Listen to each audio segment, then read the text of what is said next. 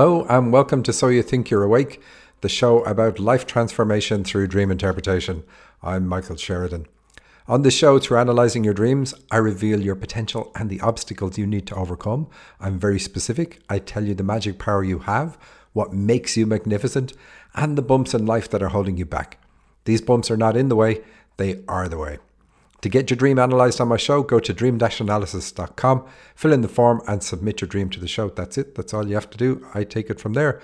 Also, if you're interested in any of my services where I interpret your dreams, if you have a dream that's pressing and I haven't interpreted it on the show, feel free to go there, dream-analysis.com, and hire me to look at one of your dreams or to help you work on clearing some of the big issues you have in your life. That's what I do. That's what I love to do.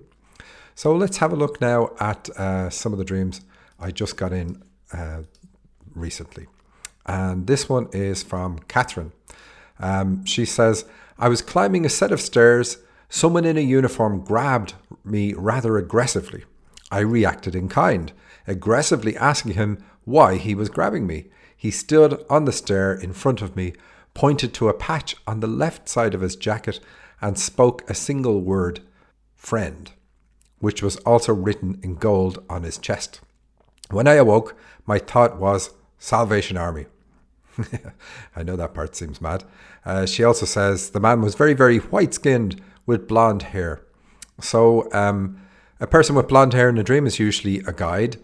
But because he grabbed you, I thought, okay, that's from behind. So I wrote and I asked Kathryn 3 questions. I asked, was the man on the higher step of the stairs? Because that's typically where guides will be. And she said, he started out behind or beside me, catching up to me. When he spoke, he was on a higher step facing me. Okay, so that's perfect. We expect guides to be, to show their higher level, their higher vibration to us in the dream, symbolically as well as in other ways. And so he does it with the blonde hair, and because blonde hair represents purity of thought, because hair represents thoughts. And think about a judge's wig. That's what the judge is attempting to do with that. And then also because he was up one step at the stairs, and that's all it takes. They just have to be higher than you. It's very good. And the last question I asked was, are you trying to connect with your guides? And she said, yes, I have been trying to connect with guides. So the dream, that's what the dream is about. And we know because the guide catches up to her and makes contact. So basically, here's what it is. You need to heal issues with an aggressive male from the past. I don't think it's dad. I think it's a boss or partner, or even a combination of boss partner. And the reason it's an aggressive male from the past is because he aggressively grabs you from behind, and behind you in a dream represents the past, and in front of you represents the future. So he's saying, look, deal with this issue from the past, and then you will meet your guides in your future. But of course, he's right there on the step of the stairs, so it's like it's now. Healing this will give you the connection you want with your guide. Why? Because it will allow you to open your heart more.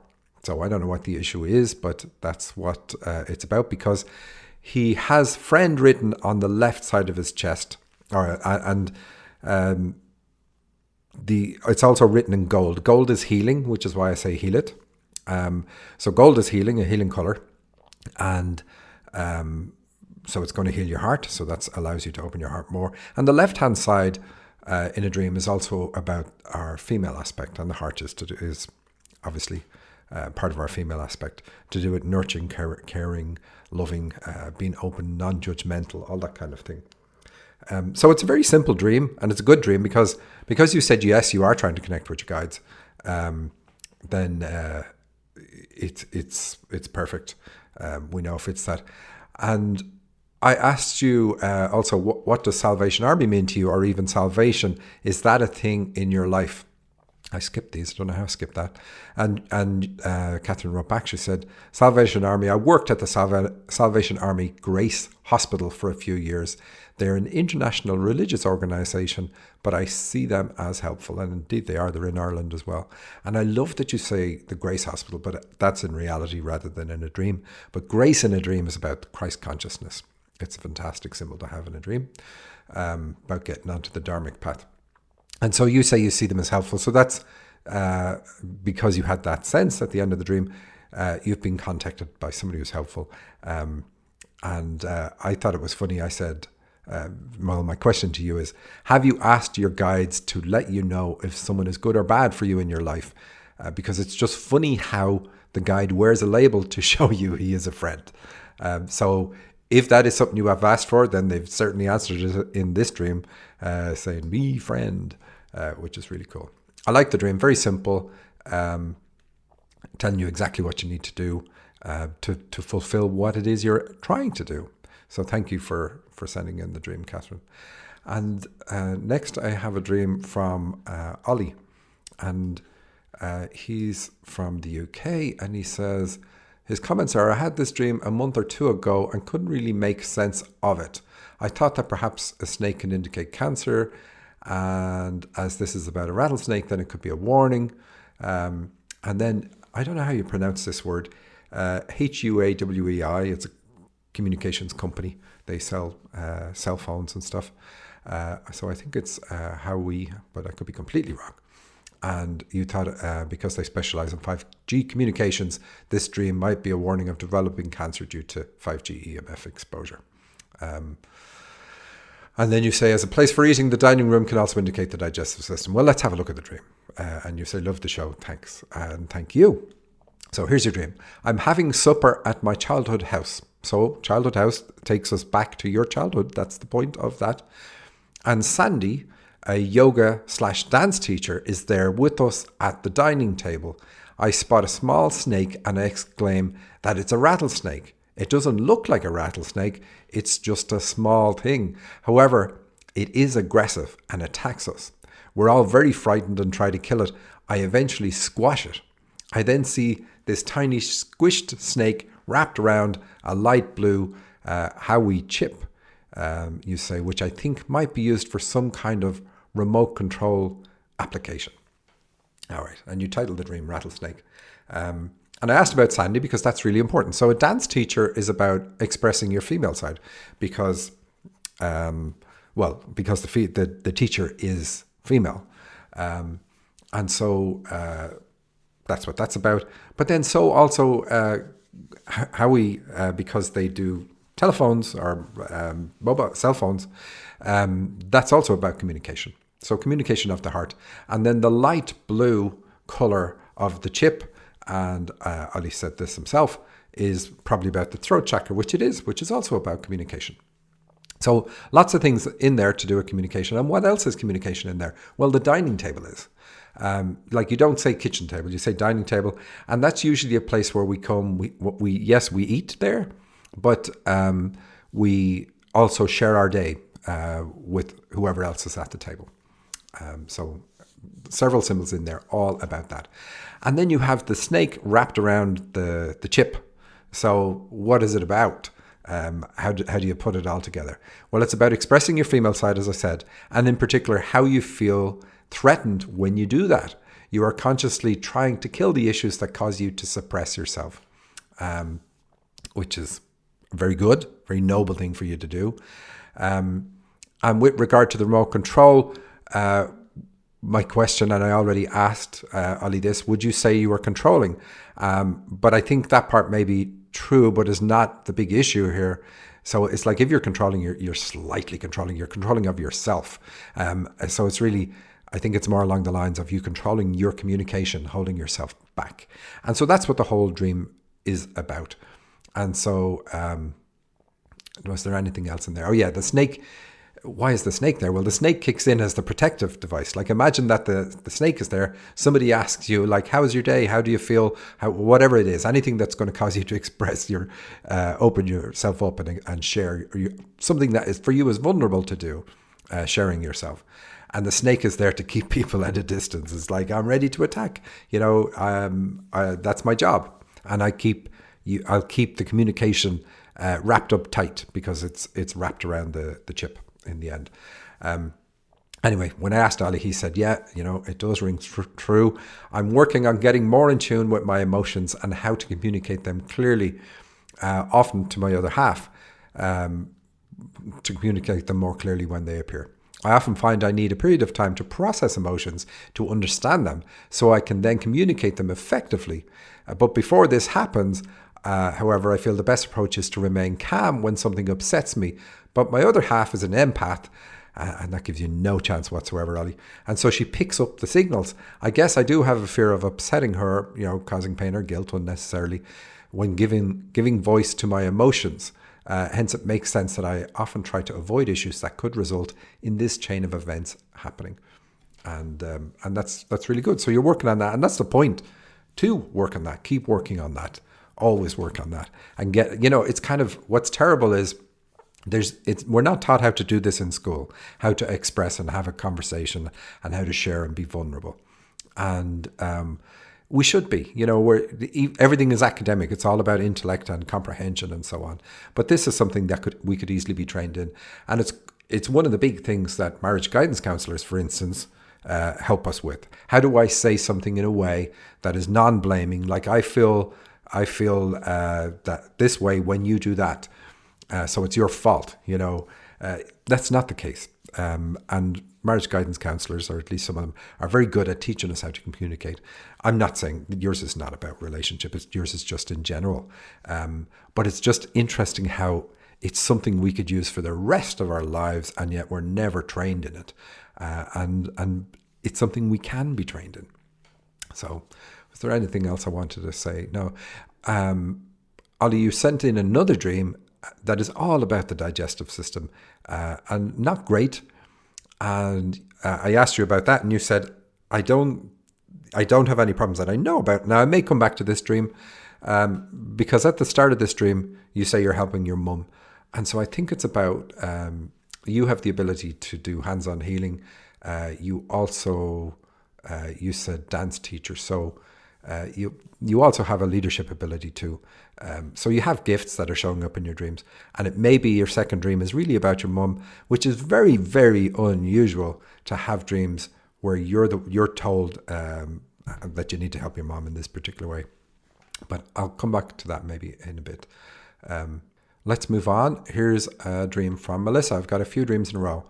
She says, this is the third recent dream that either has math or references to writing. Well, now they're quite different. And, you say there's a poem in this dream. And am I being encouraged to do creative writing? Yes, if there's a poem in your dream, for sure. And you're writing it, for sure. I also feel like my sister is in my dreams a lot lately. Okay, so here's the dream. I was with my sister and her friends. I was doing some math equations, and the final answer was 10. So that's really good. 10 is a great number to see in dreams, because 10 is about completion of whatever you're doing. So getting to the point where it's done. And I know from talking to you that this is one of the frustrations you have. It's like, how much more work am I meant to do? What am I meant to do? Learn about myself. When does it end? Now, the real answer is we all hit those points at different times, including me. It doesn't really end. We can always learn more, but we're allowed to hit those points. And Melissa has a whole range of skills. She's a counselor. She's an animal communicator. She's a spiritual leader, and she's a channel and more, and a writer, as we see in the dream that's coming up. And in fact, Melissa was on the Heal the Healer show just recently, so I might find the link to that and put it under the clip of this on YouTube if you want to find that. But let's continue on with the dream. So next, I was driving us somewhere. There was a dip in the road and I was going too fast for it. I looked at the speedometer and I was going 60 or close to it. I got to the main road and turned right. At some point in the dream, my sister's friends made a comment that they were trying to watch the countryside go by, but it was hard with my crazy driving. It was winter and there was snow. Next, they mentioned that because my sister and I had recently lost both our mom and grandma, it was harder for us. And you titled the dream, Me and My Crazy Driving. So countryside is about the heart. It's about being open, as opposed to being in the city. And you going at full tilt, like going 60 miles an hour, like you're basically going the maximum speed you're allowed to go. Let's say, at least that's what I'm taking the 60 to mean in this dream. So these people say, hey, slow down, let's see the countryside. So that's the message of the dream, to enjoy the view. Don't be focused too much on getting where you need to go with speed. It's about enjoying it with an open heart, with the open heart really being about appreciating the journey. Then, okay, what else is in there? Your sister's there. So what is the relationship like with your sister? I know you get on well, but I don't know anything other than that. Is it when she's in the car with you that's really cool because you're getting to share part of your journey with her? Maybe that's what it's about. So it's the fun of that. And again, that's what the, drive slower and enjoy the countryside is about, is like, let the fun in. And then losing your mom and your grandma, which I checked has been some time ago, like 2011, you lost your mom. So for that to show up in the dream is about letting negative influences from mom go. And so maybe you felt pressure because of the way she was, and you still carry that, put that pressure on yourself to achieve when really you don't need to. And so that's it. That's that dream. Let's move on to the next one. You say, I was really short dream. I was talking to a small group of people. They asked if I noticed that Joaquin Phoenix, don't know if I pronounced that right, was always by me because he liked me. I said I hadn't. Then he was right behind me. We were sitting back to back. At one point I was in the kitchen talking to Johnny Depp. And you call this Joaquin Phoenix and Johnny Depp. And you say, I think Joaquin Phoenix is a great actor. Is his last name significant? That's the question. I ask because I have had other dreams about phoenixes. Johnny Depp doesn't do anything for me. Ooh, a lot of people won't understand that. I don't dislike him. I can take him or leave him. Okay, so this dream does make sense. And basically it says you were a channel in your immediate last life. Because you're doing back-to-back with Joaquin Phoenix. And he's an actor, and actors represent channeling. So you've got that ability. And then the Phoenix, what's the Phoenix about? It's about reincarnation and transformation into a better version of yourself through death and rebirth, that kind of thing. And the fire is symbolic of tearing everything down to start anew. But because fire is involved, it is also connected to emotions and the heart, so that's fine because it matches in with your last dream. But yeah, you were a channel last time round. And why Johnny Depp? Well, if we just take his first name, John. John is one of the Bible writers, Matthew, Mark, Luke, and John. So as a name, it signifies somebody who's a spiritual leader. But you're like, I can take him or leave him. So that's what you're to add to it this time around. So you're a channel in your last life, and you're to add the spiritual leadership component. And now this makes sense then why the dream is saying have fun and open your heart through having fun and appreciating things. Again, like I said, it's not about not having an open heart, but a spiritual leader leads with an open heart and is non-judgmental and compassionate. And like I said before, you're already a counselor and so on, so you know what I'm talking about completely. But spiritual leadership works through that aspect as well. And that's what you're meant to add this time around. So hopefully next time you'll dream of a John that you absolutely adore. But that's that one. And I wanted to do your set of dreams. We're all short. I wanted to do them because of this last one, which I really like. You say there was 4 of us, 2 women and 2 men, sitting at a table, and you said yes, the table was square. And I know that's because the square means it's a limitation. There was a teacher there, and she was going over our poem. So we have the spiritual leadership showing up again because the teacher shows up in the dream. Anyway, she was going over the poems in the order of first the man, then mine, then the other man, and then the other woman. And you said it reminded me of how in grade school sometimes they put you in boy, girl order. And it didn't happen in my school. I went to an old boys' school. Anyway, the man's poem was about his dog, and there were 3 questions at the bottom about how he and the dog could challenge each other. My poem was about Benji, the dog, and I also had the 3 questions about how Benji and I could challenge each other. I perceived the challenge as a good thing, like challenging each other to be better. And so that's why I said earlier that you're an animal communicator, and your whole interview with on the Heal the Healer show is all about that. Even though you've got many strings to your bow, that is one of them, and you help people improve their life with their pets.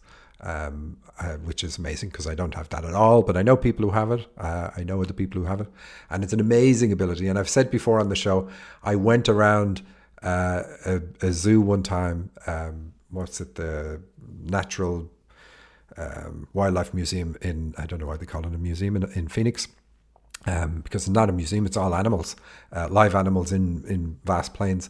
And the animal communicator with me was able to get all the animals to come right up to the front of the cage or the glass or whatever. And like some of the cages are huge, like they're acres. It's not really a cage, it's fenced in. And so you won't see the animal at all. Many times you won't see the animal. But with this person, we always saw the animal. It was astounding.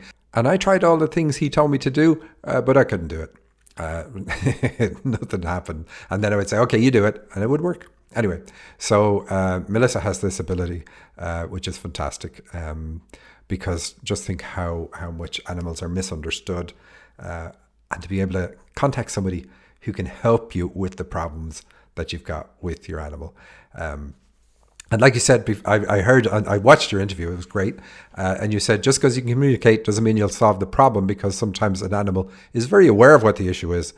So sometimes it's about barter. Like, well, okay, if we do this, will you do that for us? But anyway. So the dream, there's poems in it, so it is about expressive writing that challenges other people to be better and is connected with your spiritual leadership skill. So you've got that spiritual leadership skill. Use it to do writing that's going to help challenge other people to be better forms of themselves, just like the phoenix in your last dream. But you're also an animal communicator, because you're talking about how an animal and the human challenge each other to be better. So it's about that skill, that shows up in it too. So your spiritual leadership, the writing, and your animal communication all show up in this dream, which is kind of cool. And that's it. So let's move on. We have a dream from Rachel. She says, I don't remember what I had been dreaming prior to this part of the dream. This is the only part of the dream I can remember. Here we go. I was on a trip or vacation. I'm not sure exactly where I was or who I was with. That's okay. I was in some kind of gift shop looking around. So that's great. Straight away, we know it's about a spiritual gift.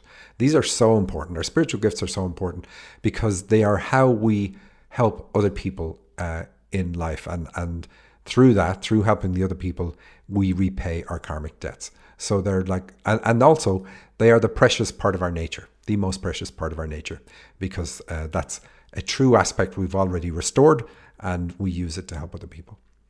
Anyway, so the gift shop is good. We know it's about a spiritual dream, so we expect to see the gift show up in the dream.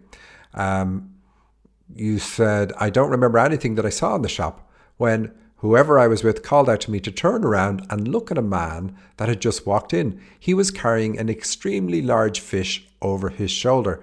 I was excited when I saw the fish, and I announced that I wanted to go fishing.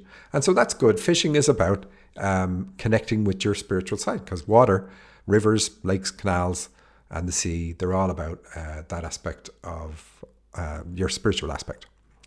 And you say, next I was outside by a river. I remember holding the fishing pole and thinking about how I needed to kind of flick my wrist to make sure that the hook would get stuck. So I know this part sounds bad, but the wrist is to do with taking a risk on things. So it's like if you're stepping into your spiritual side for the first time or just newly, then this is about taking the risk.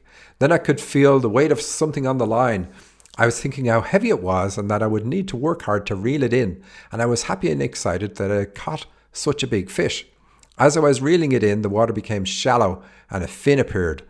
And I was thinking a shark would come up, but that's not it. Then I noticed that the hook seemed to be in the fin rather than in the fish's mouth. When the body of the fish appeared, I realized it wasn't a fish at all, but a dolphin. I immediately became upset that I may have hurt or injured the dolphin.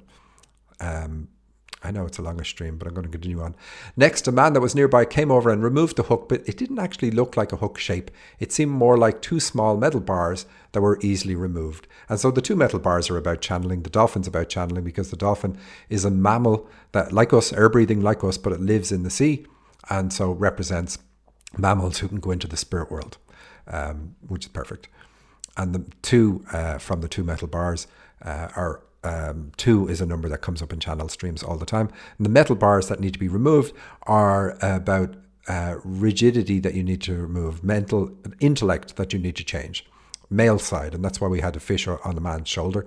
So that's something that you need to address the male side in order for this gift to come in stronger.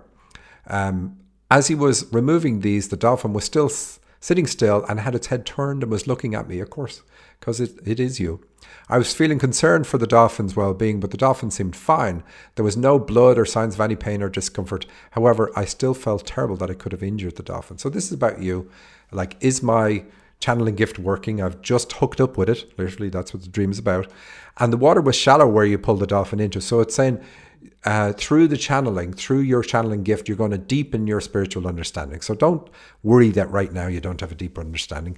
Using the gift is going to help you get that deeper understanding. It's like with me, doing dreams all the time has really helped me deepen my understanding of the spirit world and helped me open up in ways to things that I really thought weren't true. And then I see them in dreams and I'm like, oh, okay, I have to accept that here's another thing that I knew about, but I had rejected because that's the kind of person I am. And I have to open up. Anyway, so it's going to help you enormously. Someone told me that I should go back inside and not fish anymore. I agreed and went back inside, feeling badly for what I had done. And that's all you remember. So there's other parts of the dream that you've forgotten. But so it's basically someone has told you that it's something you shouldn't do. You shouldn't be trying to channel. You shouldn't be trying, whatever it is. And it's a male because we have a male in the dream, or who haven't told you there, but we see a man in the dream with the fish on his shoulder. It's like that's a burden. It's a burden, to open up to this and get it right or whatever it happens to be. But it is something you're meant to do, and you're meant to ignore the fact that somebody told you shouldn't do it. And you're also to ignore the fact that you're not going to hurt people with this. It's not about hurting the gift. By telling people what you get from your guides and from their guides, you're not going to hurt them. You're really going to help them. And that's really what it's about. You said there's a second dream I've had where I was near a river and in a gift shop. And I know that I'm in a gift shop, but I don't ever see what's on the shelf. So yeah. So you have gifts, and probably what's going to happen is you're going to channel what your other gifts are. But the channeling is the key for you, which is really cool. Anyway, that's it. That's my show for this week. Thank you everybody for listening. I'm Michael Sheridan. I will see you next week.